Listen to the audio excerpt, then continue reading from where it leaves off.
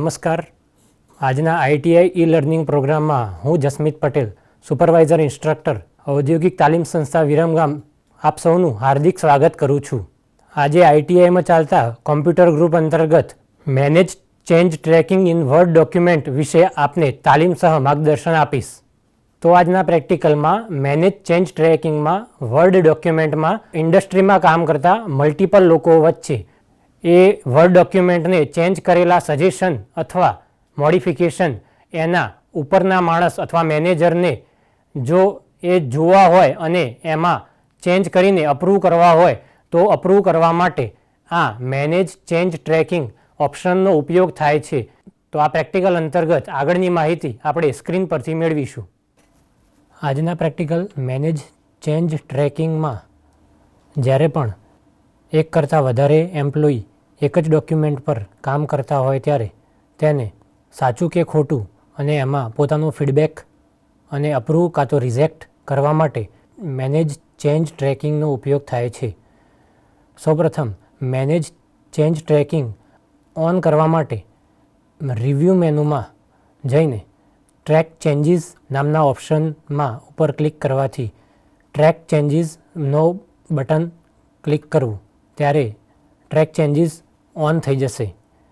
પછી જો simple markup selected હોય તો ઓલ માર્કઅપ ચેન્જ કરવું. પછી જ્યારે તમારે કોઈ ચેન્જીસ કરવો હોય તો આની અંદર ચેન્જીસ કરવાથી એ જે નવી ટેક્સ્ટ એડ કરી હશે તો એ રેડ કલરમાં દેખાશે અને કોઈ ટેક્સ્ટમાં રિમૂવ કરી હશે તો એના પર લાઈન આવતા તે કેરેક્ટર રિમૂવ થયેલો ગણાશે. પરંતુ જ્યારે આ જ ડોક્યુમેન્ટ કોઈ બીજા જોડે જશે ત્યારે પણ આ જ વસ્તુ દેખાશે અને એ એમ્પ્લોયીએ કોઈ નવું સ્ટેટમેન્ટ એડ કરવું હોય તો એ કરશે ત્યારે એ પણ રેડ કલરમાં દેખાશે. કોઈ વર્ડમાં કમેન્ટ આપી હશે ત્યારે એ કમેન્ટ પણ ચેન્જીસમાં ગણાશે. આનાથી બીજા કોઈ બી ચેન્જીસ કરવા હોય તો એ કરી શકશે અને એમાં એ તમારું ડોક્યુમેન્ટ એ તમારા ઉપરના મેનેજર કાં તો અપ્રૂવર જોડે જશે તો એ અપ્રૂવર એમાં ચેન્જ થયેલા જોઈ શકશે અને ચેન્જીસને અપ્રૂવ કાં તો રિજેક્ટ કરી શકશે. પછી જ એ નોર્મલ ડોક્યુમેન્ટની જેમ દેખાશે.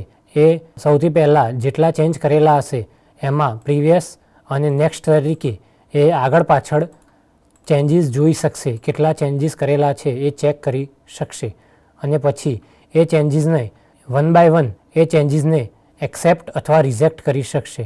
એક્સેપ્ટ કરવા માટે ચેન્જીસ સિલેક્ટેડ કરીને એમાં એક્સેપ્ટ ધીસ ચેન્જ નામના બટન પર ક્લિક કરવાથી એ ચેન્જીસ કરેલો એ નોર્મલ ટેક્સ્ટમાં કન્વર્ટ થઈ જશે.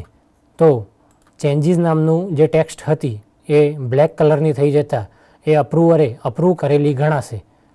પછી જ્યારે કોઈ આગળના એમ્પ્લોયીએ એના ટેક્સ્ટ એડ કરી હશે પરંતુ જો અપ્રૂવરને એવું લાગે કે આ ટેક્સ્ટ બરાબર નથી અને કાં તો આ ડોક્યુમેન્ટ માટે કામની નથી તો એ ટેક્સ્ટ ઉપર પ્રીવિયસ નેક્સ્ટથી જતાં એને રિજેક્ટ કરવી હોય તો એ રિજેક્ટ પણ કરી શકશે.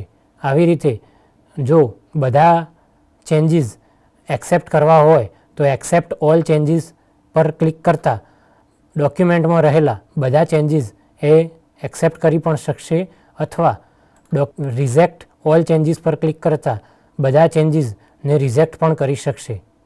તો આપને આ પ્રેક્ટિકલ મેનેજ ચેન્જ ટ્રેકિંગ વિશે સંપૂર્ણ માહિતી મળી હશે. આપ સૌનો આભાર.